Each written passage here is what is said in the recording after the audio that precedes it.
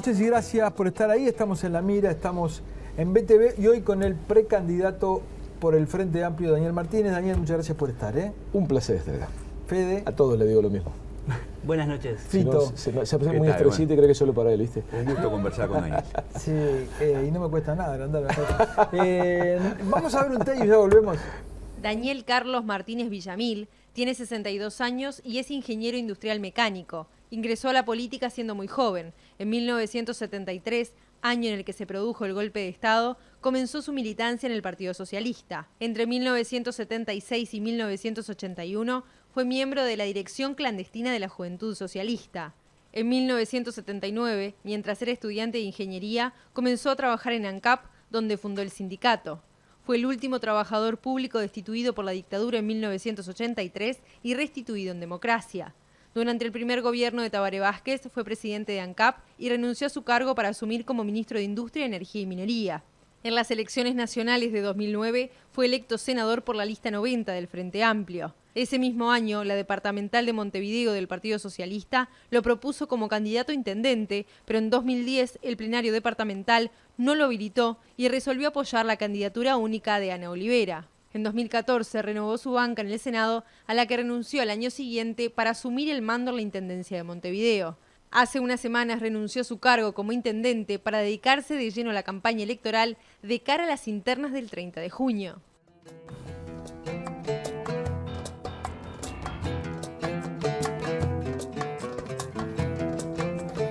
Bueno, muy bien.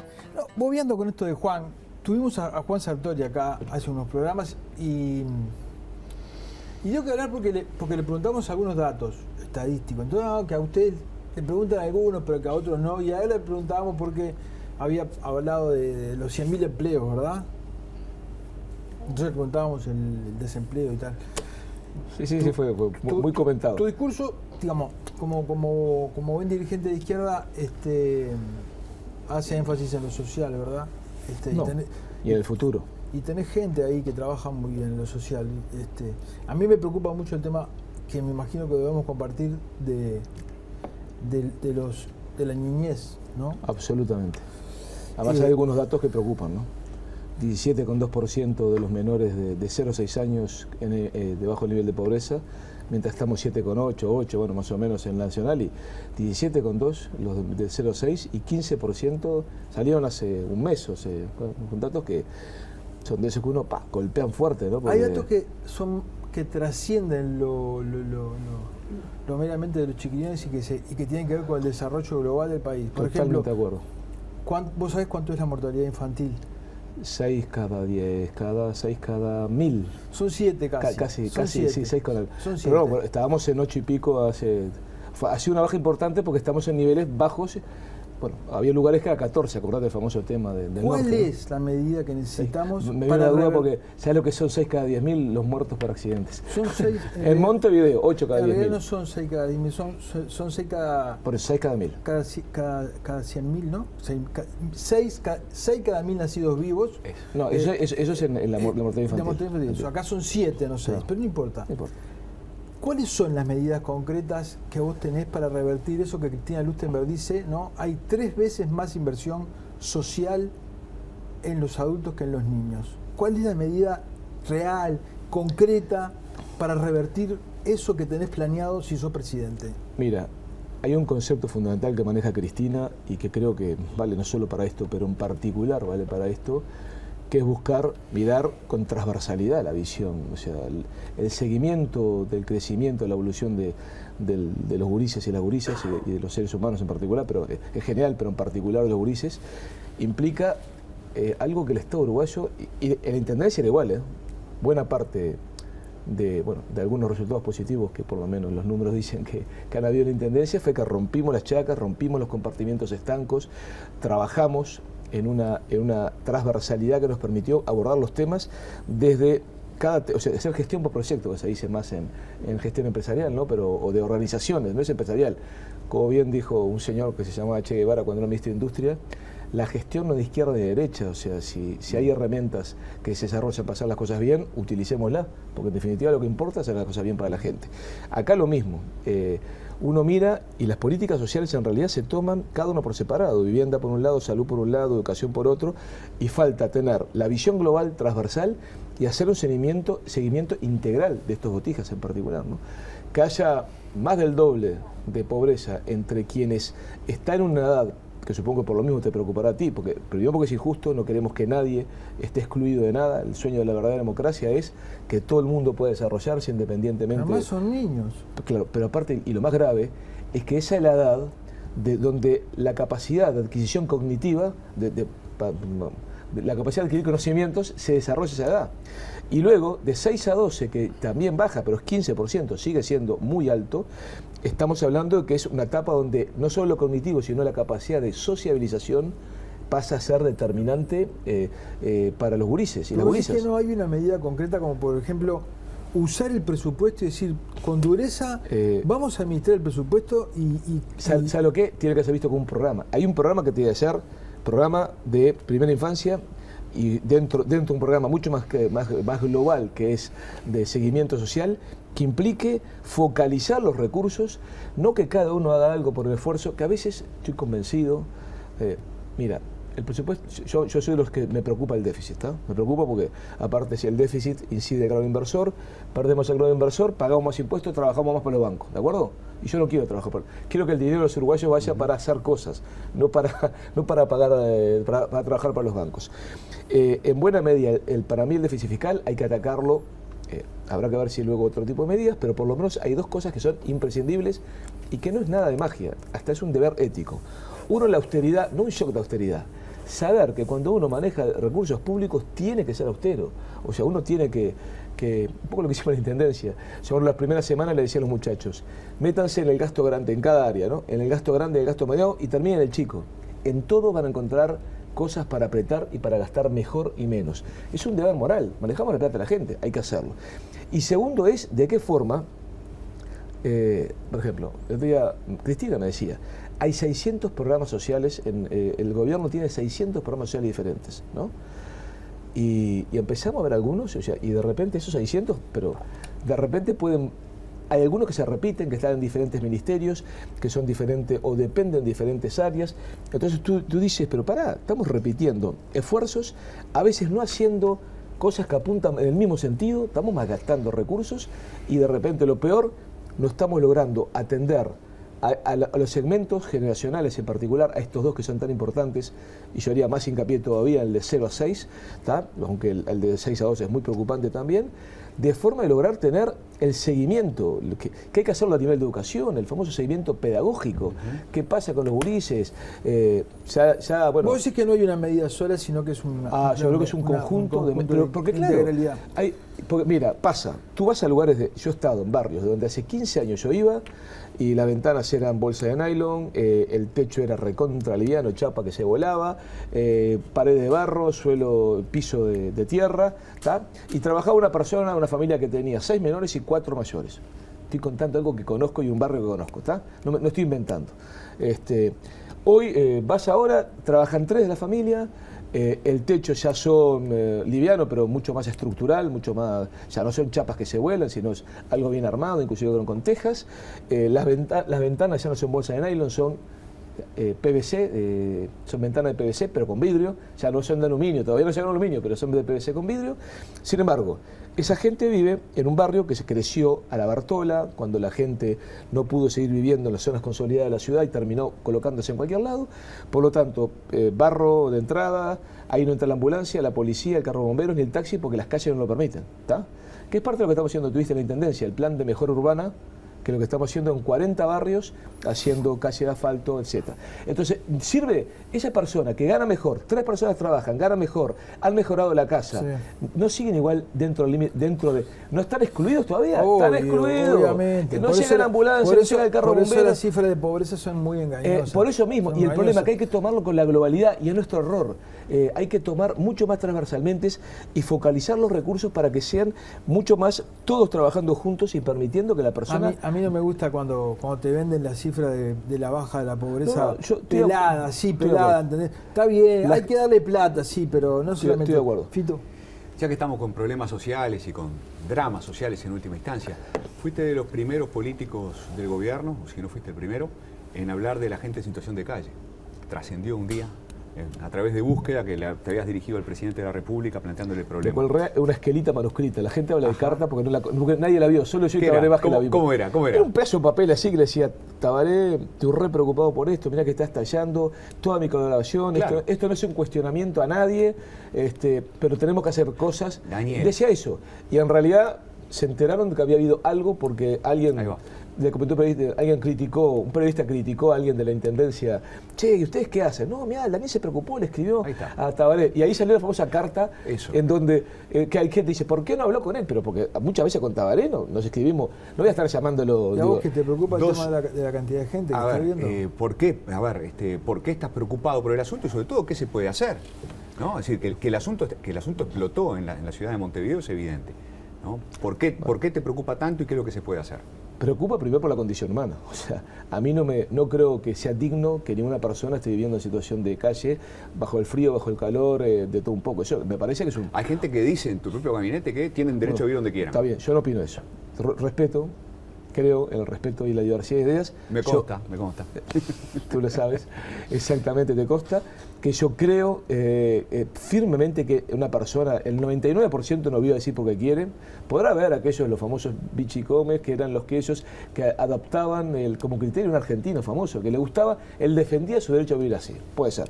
Sé que en Estados Unidos hay homeless que lo hacen, pero el 96%, voy a bajar, voy a dar el beneficio de la duda, que hay un 4% que quiere vivir así. El 96% son gente salida a las calles, gente a veces con condiciones psiquiátricas o grave dependencia de drogas. Hay que buscar mucho preso que sale de la... Por eso, mucho preso, la mayor, hoy por hoy se calcula que 60% son de ese origen. Sí. Pero no es porque quieran, no es una opción de vida, es porque no tienen otra cosa. Porque presos que su familia rompió con ellos, drogadictos que su familia los expulsó, lo que sea, o no se ha reintegrado, que sea. Mucho drama familiar. Muchísimo, por eso mismo, mucho drama familiar, de todo un poco. Entonces, yo no creo que sea justo. Si hay un 4, ese que lo haga, pero el resto... primero, pues es un tema de solidaridad, ¿pero qué hacemos? De valoración del ser humano. Y segundo, porque también es cierto, yo creo que el ciudadano común tiene el derecho de decir, no quiero que en la puerta de mi edificio haya salir pasando por arriba un tipo que puede tener un montón de problemas de que las cosas, olores o lo que sea que no te gusta. Y el ciudadano tiene derecho, tiene derecho a decir no me gusta. Me parece que es parte, aunque valore primero el otro. Primero es la condición humana y el respeto a la dignidad humana. Nosotros, ahora por ejemplo, ¿qué hemos hecho nosotros en la Intendencia? De las casas recuperadas, que los primeros juicios que estamos empezando a ganar y recuperar casas abandonadas, cuya deuda con la Intendencia era mayor que el valor de la casa, por lo cual vamos a remate y la podemos adquirir nosotros por el valor, o sea, nos queda en nuestra mano por la deuda. Dedicamos una casa a albergue diurno, le estamos dedicando, preparando, y una casa a albergue nocturno, sumar espacios. Yo creo que inclusive hay que tener metodologías diferentes, hay que revisar, bueno, primero los albergues diurnos son muy importantes para mucha gente porque lo necesitan, o sea, si no se quedan vagando por la calle, a veces malas condiciones durante el día, el otro, un albergue nocturno, ni que hablar. Ahí es el tema de los animales, de las parejas, de los niños, hay un montón de cuestiones para revisar porque algunas cuestiones hacen de que... No estoy inventando. Yo me he parado a hablar muchas veces con gente en situación de calle, para que me cuenten su historia, hay dramas, y hay cuestiones que ellos mismos te plantean, no, yo no puedo ir con mi perro, yo no puedo ir con que es mi mejor amigo. Porque no quieren ir a los albergues. Muchos no quieren ir, pero muchos no se sienten cómodos. Algunos dicen, yo sé que tal vez sea una excusa y no pasa siempre lo mismo, que hay problemas de seguridad, con sus pocos bienes.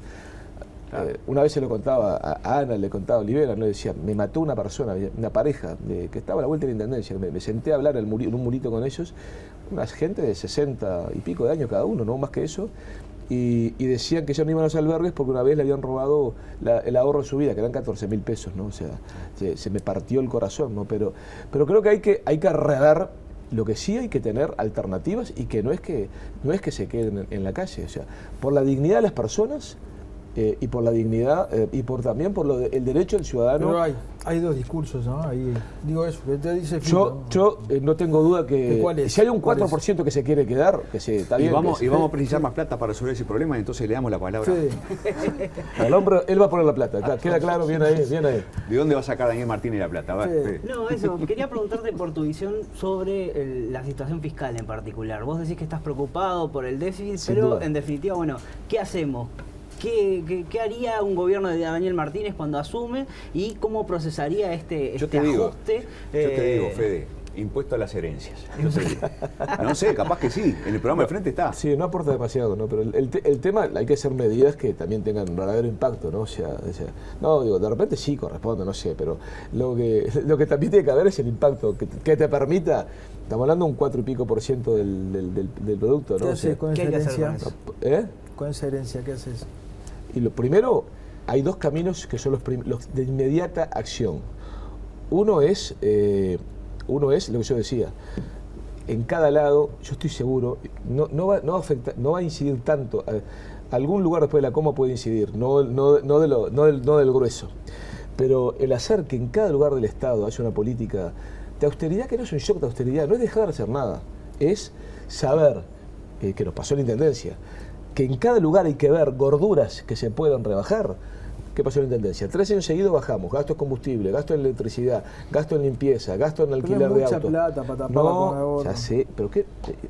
Fue lo que empecé diciendo. No, me va a influir en lugares después de la coma, no en el lugar antes de la coma, no en el 1 o 2%, olvídate. Segundo, el Estado uruguayo tiene que transversalizarse. Yo no voy a hablar de madre de todas las reformas, nada por el estilo. Lo que sí me queda claro, que el Estado uruguayo, lo mismo que pasaba en la Intendencia, donde desde departamentos, hasta a veces que asociaba un departamento a un sector político, me parece una bestialidad eso, ¿no? O sea, y hay que romper las chacras y logramos hacer una gestión mucho más por proyecto. Hay que avanzar a un presupuesto por programas, que se empezó a hacer, yo recuerdo cuando era ministro Fernando Lorenzo, se empezó a trabajar un presupuesto por programa, no por inciso, porque por inciso, cada inciso pasa a tener una vida propia y parece que lo importante fue el inciso. Y en realidad, bueno, lo que el inciso es un lugar específico del Estado. Lo que hay que importar, lo que hay que ver, la problemática social, la problemática de seguridad social, que ya vamos a ver que también puede influir, y ustedes saben que influye y mucho en la problemática de la seguridad social. Por eso, ya vamos a llegar. Pero entonces, mira, ¿cuánto tenés de asistencia ahí? 26, cuando el desglose que hizo la OPP, que viste que hizo un desglose más por grandes temas, el primero es por recaudación. 26%. ¿De recaudación? 26% de todo el gasto nacional, el desglose que hizo la OPP va para la seguridad social. Pero de la recaudación, ¿cuánto tenés de la recaudación? Y bueno, si la recaudación, bueno, saca la parte que lo cubrimos, se cubre con préstamos y tenés ahí, será casi un 20%. El 22 o 23% es el mínimo. 20%, o sea que si hay un 20% que vos no lo podés tocar. Bueno, o eso tendremos que discutirnos todos los actores políticos y sociales, de los jubilados, los pensionistas, los activos, o sea, pasivos, activos, y todo el sistema político, a discutir seriamente caminos, y además caminos que sirvan para algo. Pero nadie habla concretamente de qué hacer con eso. O sea, ¿vos estás de acuerdo que hay que subir la edad de jubilación?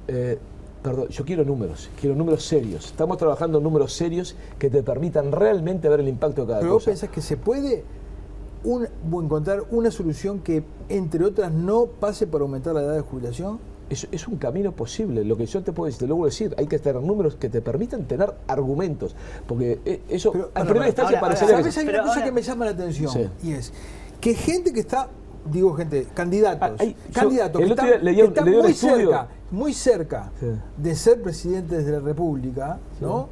Y que todavía digan, hay que hacer un estudio, o sea, ¿cómo todavía no lo hicieron? Cuando estamos hablando de que uno de cada 5 pesos que recibe no lo pueden usar. Te agrego, Gabriel, ahí que además es un fenómeno que no es nuevo. Claro, no es que nos agarró de un día para el otro. Es un fenómeno que viene año tras año y la asistencia de la seguridad que te lo digo social, por vos y lo digo por todos. Nadie quiere ponerse en contra de los jubilados. Primero, es muy fácil hablar, antes de llegar a la Intendencia, uno estudió una serie de cosas y accedió a una serie de información. Ahora bien, te aseguro que uno dice, tendría que haber tenido 5 veces más información y haber profundizado 5 veces más, lo cual es imposible tampoco. Pero este tema es central, Daniel. Escúchame, pero vos tampoco aterrizás acá de la nada, ¿no? Venimos de 3 años, de 3 gobiernos consecutivos. Sos profesional o sabes algo de número. Algo de números, bueno, pero digo... lo que te quiero decir es que primero hay cuestiones que no nacieron ahora, son acumulativas. Sí. El aumento de lo que es los pasivos con respecto hacia un fenómeno que se ha profundizado y el fenómeno de envejecimiento de la... Va a empeorar. Entonces, y hay números que... No hay improvisación, son estudios mucho más profundos y con manejo de alternativas. Nosotros lo estamos haciendo, estamos tirando algunos números, estamos manejando. Pero creer que es todo, qué fácil, no se hace, no, yo te aseguro. Y hasta puede haber errores, porque es de un nivel de complejidad, de estructuralidad bien diferente. Juan, mira que ahí estamos metiendo todo. La inmensa mayoría es seguridad social propiamente dicha, lo que se refiere a jubilaciones y pensiones. Hay otros ítems. Sí. Ahí están los seguros de paro, están el tema de los discapacitados. Hay un montón de errores. Ponete un poco en este lugar y vos tratá de entender esto. A mí, te juro. Tratá de entender esto. ¿Cómo puede ser que una persona que tiene grandes chances de ser presidente de la República, ¿no? Y que sabe que uno de cada 5 pesos que recaude,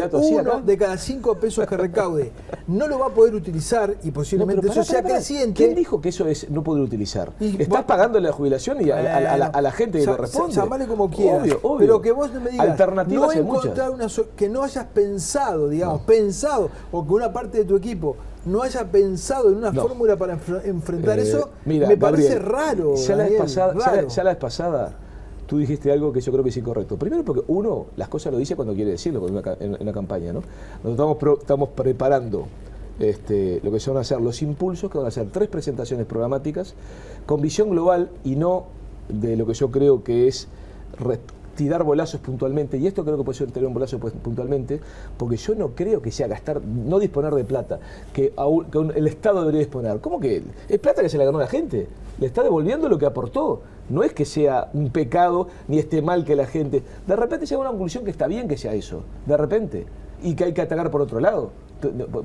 No está escrito que sea horrible que el 26%... Me llama la atención que no esté escrito, eso es lo que yo digo. Bueno. Me llama la atención que no esté escrito en los candidatos qué cuernos van a hacer con la seguridad social cuando dentro de 40 años los pasivos van a ser un 50% más de lo que son hoy. Y los activos, un 10%. Tú también sabes que hay soluciones que no van solo por ese lado, ¿no? Primero, hay cuestiones, bien diversas.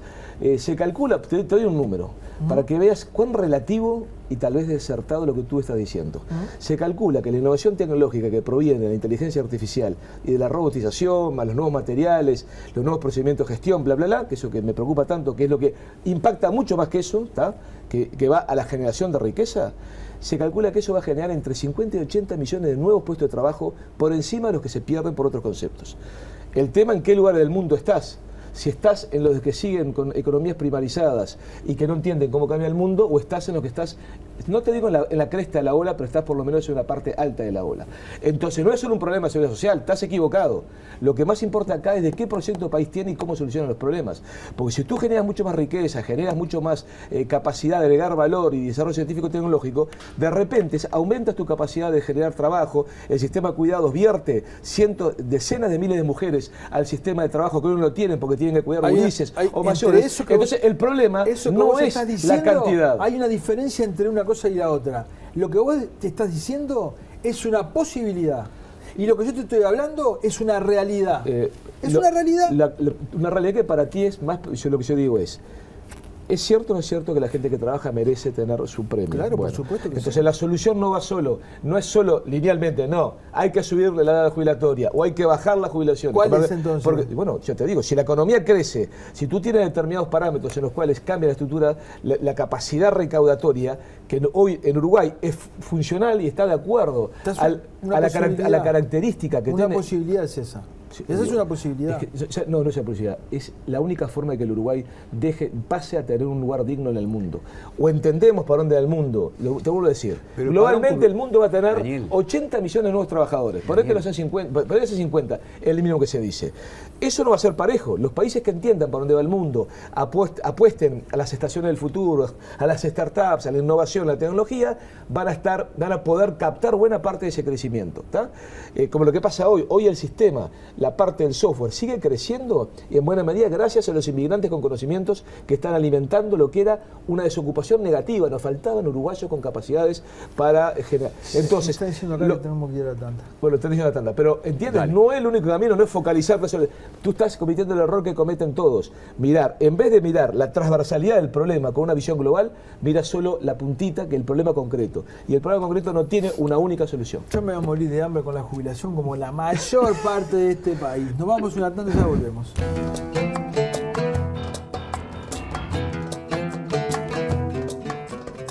Seguimos en la mira, seguimos con Daniel Martínez. Fito había pedido la palabra. Es cierto, porque en vuestro entretenido intercambio, ¿no? Respecto a la seguridad social, terminó apareciendo, que tú lo formulaste, Daniel, la visión cuestión global. del cambio productivo. Que es parte de la visión global que tenemos que tener. Bueno, pero a ver, en estos 14 años de gobierno de izquierda, el perfil de la producción uruguaya no ha cambiado esencialmente, ¿no? Sigue teniendo una estructura primaria, primarizada. ¿No? Seguimos vendiendo esencialmente commodities. ¿Qué pasa con el famoso I+D? ¿Qué pasa con el cambio estructural en el sentido cepalino de la palabra? Exactamente, tiene muy cepalina, la verdad que estoy totalmente de acuerdo contigo. Para explicar, o sea, la CEPAL es un organismo económico de todo para América Latina que ha tenido siempre una visión desarrollista de no solo producir materias primas, sino además agregarles valor y un salto en calidad en lo tecnológico. Yo creo que la gran ventaja de lo que uno puede decir que pasa ahora, es lo que tú dices es cierto. Muy influido por lo que fue sobre todo en un momento el crecimiento del valor de las materias primas que dispararon. Claro, o sea, cuando tú creces en software, creces en algunos rubros, creces en servicios, pero las materias primas crecen tanto su valor, obviamente era difícil que no pasara. Ahora bien, yo estoy convencido y hace muchos años trabajamos en este tema, lo trabajamos como ministro de Industria, o sea, hicimos un plan estratégico de mediano plazo, desarrollamos por primera vez en la historia del Ministerio de Industria un área que era desarrollo de proveedores nacionales para interactuar el Estado con los privados, de qué forma cosas que se importaban podían empezar a hacerse desde el local para agregar valor, tecnología. Y eso es realmente, hay que aprovechar la estabilidad macroeconómica que hemos logrado estos últimos 14, 16 años, hay que ser justo, 16 años de estabilidad macroeconómica, para dar el salto de calidad. ¿Y por qué más fundamental ahora? Que un poco lo que yo le decía a él. El mundo está cambiando de una forma tan descomunal, a una velocidad tan impresionante, en donde si nos quedamos con modelos o no entendemos y tenemos la capacidad de insertarnos entre los países líderes, como lo hacemos en algunas cosas, somos parte del D7, uno de los 7 países más digitalizados del mundo. No alcanza, eso es una base. Sobre todas esas bases positivas tenemos que lograr desarrollar valor agregado, tecnología. Yo contaba la experiencia de las máquinas agrícolas, que al fin, lo empecé yo como ministro, al fin ha salido el decreto y el reglamento que permite que el sector de la manufactura de maquinaria agrícola compita no en situación de desventaja con las importadas. Y como eso hay que hacer muchas cosas más. Te hago una pregunta sobre eso muy concreta, que es un debate entre los economistas y también en la izquierda, economistas de izquierda, ¿no? ¿El Estado puede elegir sectores ganadores, puede elegir ganadores, tiene que promover sectores específicos? Ha generado... Sí. El equipo económico no estaba muy de acuerdo con esto. Está bien, yo estoy diciendo lo que yo pienso. Yo creo que una nación no puede decir cuánta cosa al barrer hay. Tiene que buscar por lo menos ciertas líneas. O sea, primero, desarrollar incubadora de empresas, clúster, incubadora de startups, la famosa estación del futuro. Que queríamos ser una NAFE, pero también una donde está el mercado modelo, y ojalá una en el Anglo, y ojalá una en Paysandú, donde estaba la planta vieja de alcoholes, o donde sea, ¿tá?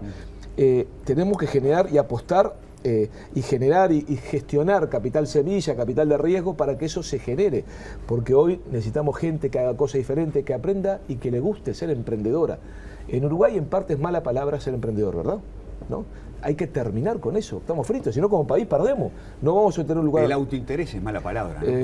Exactamente, y yo te hago un cuento, claro. Pero el emprendedurismo es eso, ser empresario. Claro. Y de repente una empresa que es una mediana o pequeña empresa, pero genera valor agregado. Todos sabemos que el grueso de la mano de obra en Uruguay trabaja en pequeñas y medianas empresas, más del 80% estamos hablando, más del 80% de la última encuesta, ¿tá? Y aparte teniendo en cuenta, como yo digo, a veces está todo bien tener principios y hay que mantenerlos siempre. Ahora bien, si la economía del mundo es un reloj con 3.600 segundos, ¿sabes cuánto incide Uruguay en esa economía? Lo hice hace tiempo, pero no ha cambiado mucho. 1/3 de segundo. O sea, lo que podemos hacer nosotros, tenemos que, o entendemos cómo funciona el mundo y promovemos determinado tipo de cosas, o si no, vamos a seguir metiendo parches, como puede ser el aumentar la edad, de repente el aumentar la edad Para, no le pegues más que mi No, amigo. no le pegues, estamos discutiendo, y él me picanea para ver si yo también salto, y me tira alguna, y aparte, como yo te digo, hay cuestiones que la voy a decir cuando yo quiera, ¿no? Cuando mi buen amigo Gabriel, queremos presentar muchas cosas globalmente, le vamos a hacer los impulsos programáticos, que va a haber 3 presentaciones, pero bueno, estoy haciendo propaganda electoral, disculpen.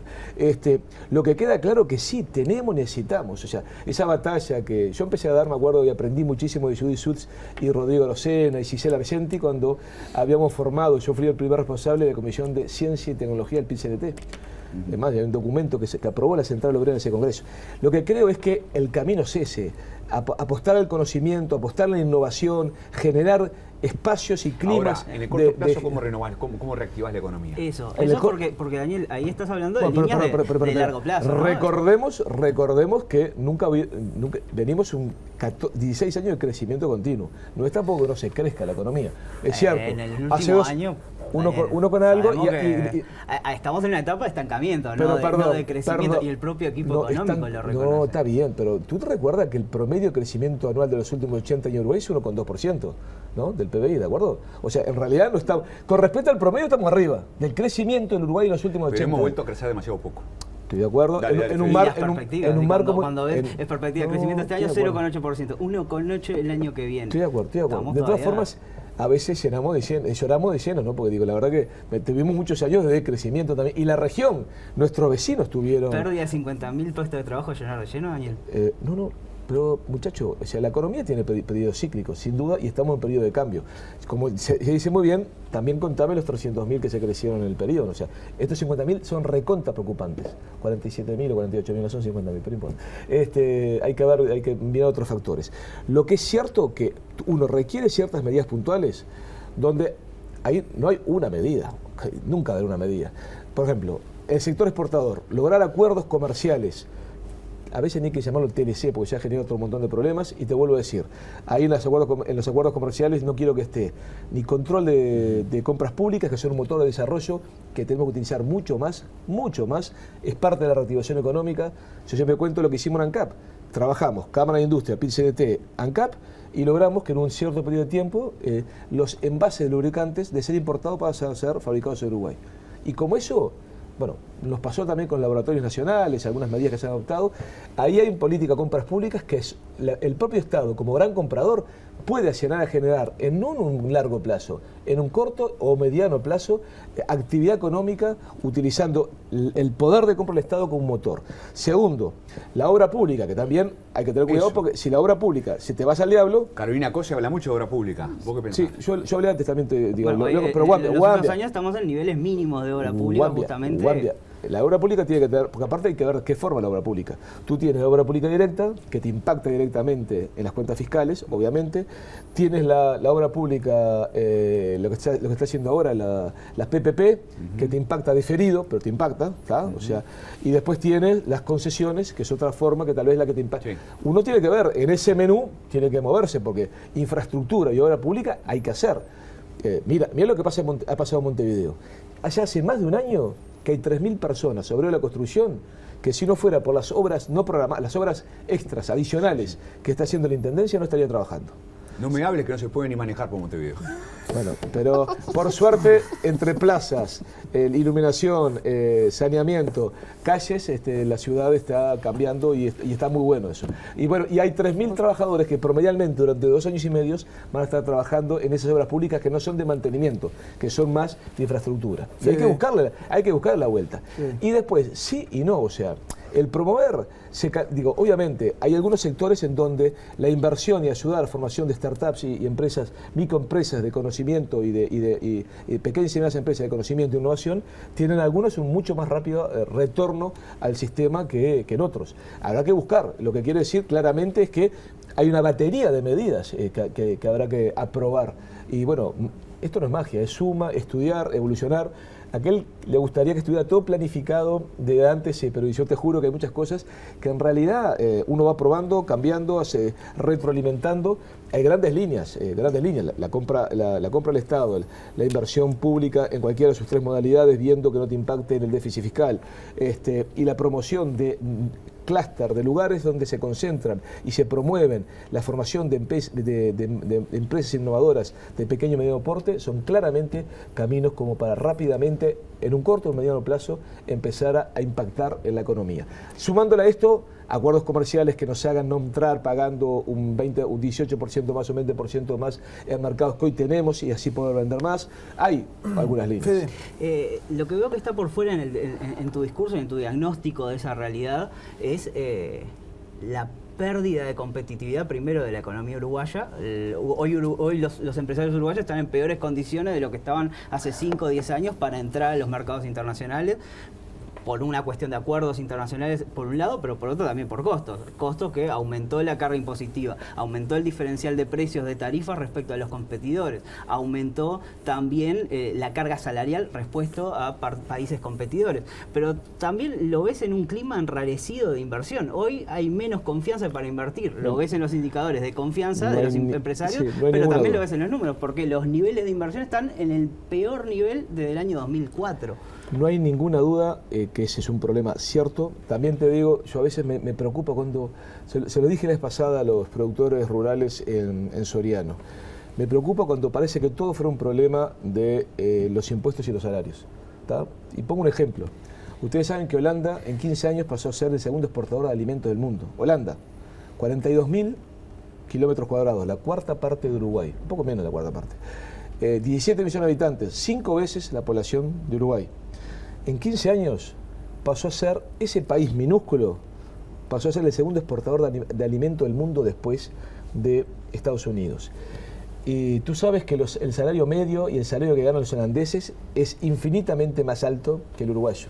Pero te tú digo sabes, más, no, yo sé que hay otra cosa, está bien, pero por eso mismo me quiero fijar. Yo vaya que no quiero aplicar el molde cuadrado, porque el mundo está cambiando y si nos quedamos como unos tontos, fijando modelos y esquemas que en realidad ya han fracasado, si no son por donde va el mundo, somos bobos, ¿entiendes? Porque ellos pagan mejores salarios y pagan mucho más impuestos. Y si no compiten. Están en una posición geográfica no solo geográfica, con acuerdos ahí para está. todos lados de tienen acuerdos, impositiva. Tienen un programa de promoción de la innovación y de inversión e innovación diferente, tienen un cambio cultural donde emprender no es malo y en Uruguay tenemos que cambiar, está bien, pero yo no puedo dejarte de decir, el mundo va para el lado de Holanda, no va para el lado de pensar que bajando salarios y disminución de impuestos va a cambiar la cosa. Si nos quedamos en eso, vuelvo a decir, vamos a ser los nabos de la película. Nadie está proponiendo, bueno, yo no veo una propuesta de reducción si a ti te invitan, vea que se lo dije con todo respeto y tengo buena relación, buena amistad, como yo siempre digo, ninguno me va a votar, pero buena amistad con la mayor parte de los empresarios de la acción rural de Soriano. Pero cuando tú ves con un acento siempre en la misma, el mismo sonsonete, tú dices, pará, esto no es el Uruguay de la modernidad que yo quiero.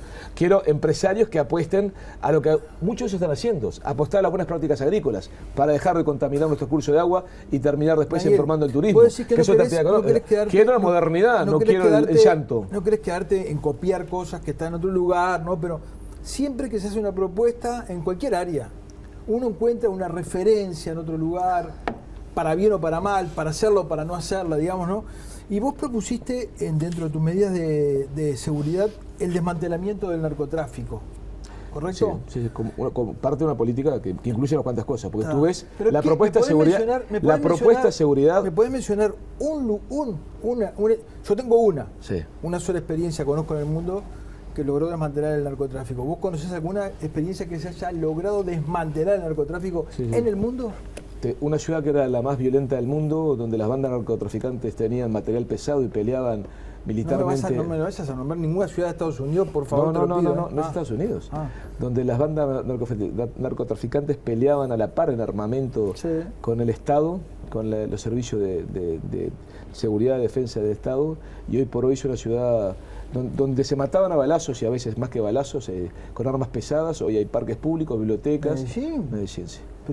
Pero vos sabés la cocaína que llega a estos lugares viene básicamente de 3 No, países. está bien. Lo que te quiero decir es que Viene- es o un sea, lugar hay donde países productores estamos hablando. y hay países consumidores. Sí. Colombia es uno de los 3 principales Sí. consumidores de cocaína, de metanfetaminas y de Pero heroína. Estamos hablando de la seguridad y su impacto en la seguridad. Tú no debes dejar de reconocer que hoy en Medellín la seguridad y el impacto de la droga en lo que es la seguridad ciudadana ha disminuido notoriamente. ¿Pero vos creés que es posible No. desmantelar el narcotráfico?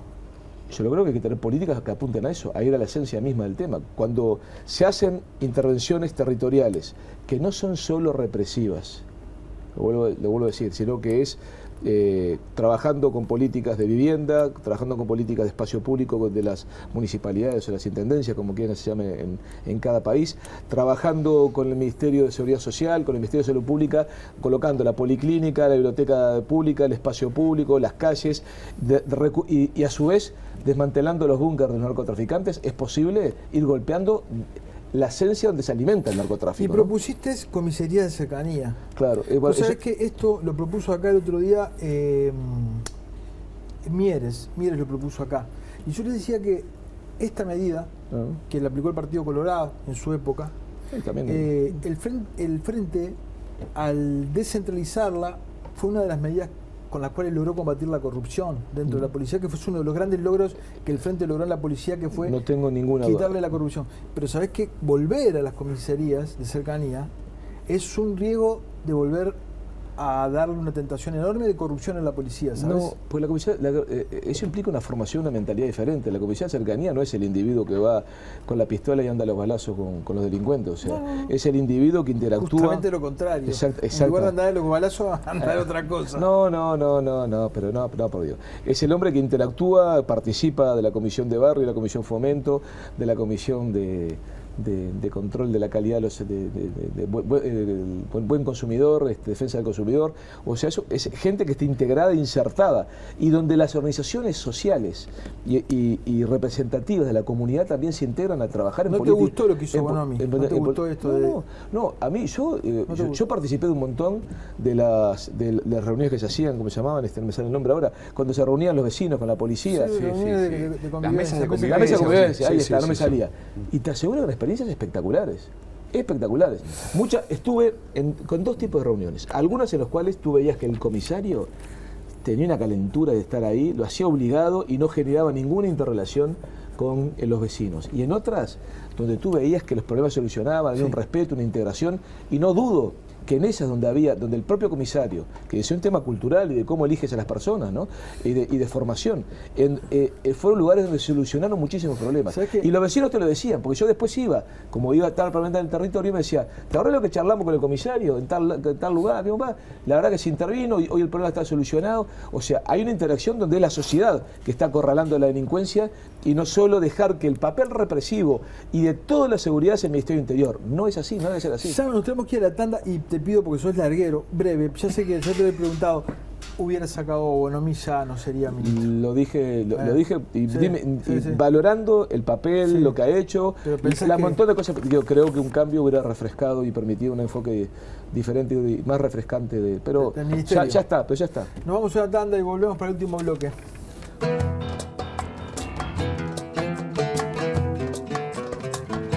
Eso no creo. Seguimos en la mira, seguimos con Daniel Martínez. Fede. Daniel, una cosa que yo cuando te escucho muchas veces me pasa de que me cuesta el encontrar la respuesta directa a la pregunta. Sos un tipo que le da mucha vuelta a veces, pero muchas veces te cuesta jugarte con determinados temas. Y cuando veo atrás... No estoy de acuerdo. Lo que creo que hay veces que la gente pide una simplicidad de las cosas, que es justo eso, ¿no? Tal tema es esta la respuesta. Y en realidad influyen 14 cosas. Entonces, lo vuelvo a decir, parecemos medievales los uruguayos de muchas cosas en cómo encaramos los temas. No tienen, o sea, la seguridad, lo vuelvo a decir, ¿es un problema de mano dura? No, es no iba a ser un calificativo, no está bien esa calificada. Es un error profundo. Es un problema, te lo vuelvo a decir, del Ministerio del Interior, de la parte social, del Ministerio de Educación, del Ministerio de todo. Entonces, no busquemos. ¿Y qué tanto pesa ahí también la diversidad de apoyos que tenés? O sea, pues yo pienso, bueno, en lo que diga, tiene que dejar contento a la gente de Constanza y Casagrande, y tiene que dejar contento al Astorismo y al Frente Liber Sereni, y para mí tenés poco margen de maniobra en todo eso. ¿Qué tanto te pesa la diversidad de los apoyos que tenés? ¿Te puedo rezongar? Adelante. ¿Qué pasó en la Intendencia con un tema como Reincop, por ejemplo? Que en realidad hay gente que me decía hace 20 años tenía que haber cerrado, y nosotros tratamos de darle la posibilidad que ellos la pelearan, pero nos negamos a que un sistema que estaba cayéndose a pedazos, como es el sistema del transporte, que ahora viene ordenándose muy difícilmente, y tuvimos la valentía, y lo que importa son los hechos, ¿está?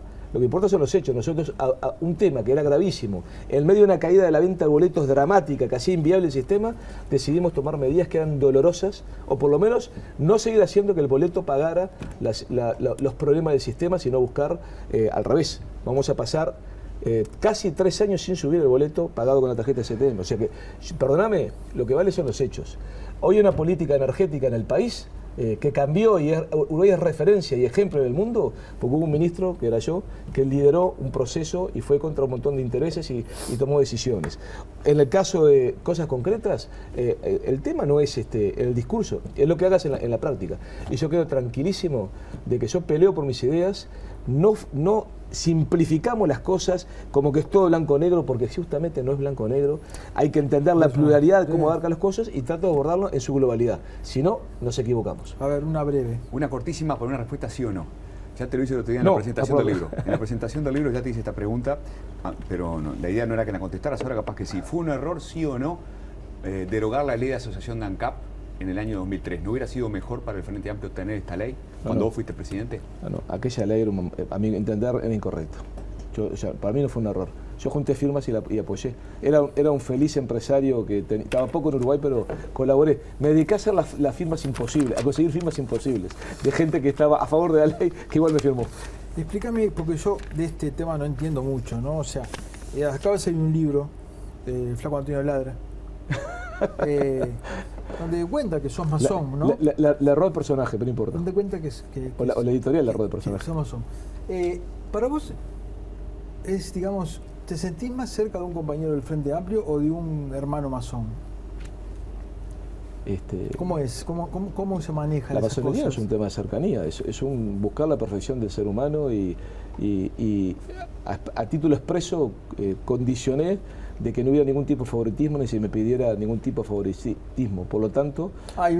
por eso te preguntaba, porque pudiste quedar así. Digo, yo pensé que los hermanos masones se daban manos, ¿no? Yo sos masón, te doy una mano, te ayudo. Yo estoy contra la discrecionalidad, filosóficamente. No hay peor veneno para la democracia que la discrecionalidad. Favoritismo, discrecionalidad es la antípoda de un verdadero sistema democrático. Por lo tanto, de esa forma, fue una condición inclusive que yo puse, y la verdad, a mí me han respetado. ¿Una condición para poder ingresar? Para ingresar dije, no. Claro, lo dije, creo que lo cuento en el libro. Yo dije, no, si va a haber, va a ser, digo que es parte de la historia que había. Y la verdad que yo debo decir que me he sentido cómodo en un lugar donde puedo estar en un ambiente diferente. Y desde digamos, viéndolo como actor, no como actor, sino como observador, ¿vos pensás o has visto oportunidades en las que alguno masón se haya visto beneficiado por el hecho de serlo? Los cuentos dicen que en el pasado sí. Yo no, digo, en la práctica que yo estoy, digamos, ya te digo, ni conmigo, le mandaría al diablo, ni he visto actitud de ese tipo, pero además ellos reivindican justamente esa nueva forma de trabajo, y me parece correcta. Y tampoco yo creo que hay que darle prioridad, si es a la hora de favores, a un frente amplista. A mí, la cantidad de gente que me dijo, yo trabajé para tu campaña, intendente, me tenés que dar un cargo, y le dije, le erraste. Si me votaste por eso, le erraste, muchacho. La intendencia de Montevideo debe ser la intendencia que tiene menos cargos políticos de todo el país, ¿tá? Siendo la más grande. Así que, y creo que la discrecionalidad es el veneno de la democracia, lo vuelvo a decir, estoy absolutamente convencido. Muchas gracias por haber estado Vamos arriba. Gracias a ustedes por haber estado ahí. Los esperamos la semana próxima.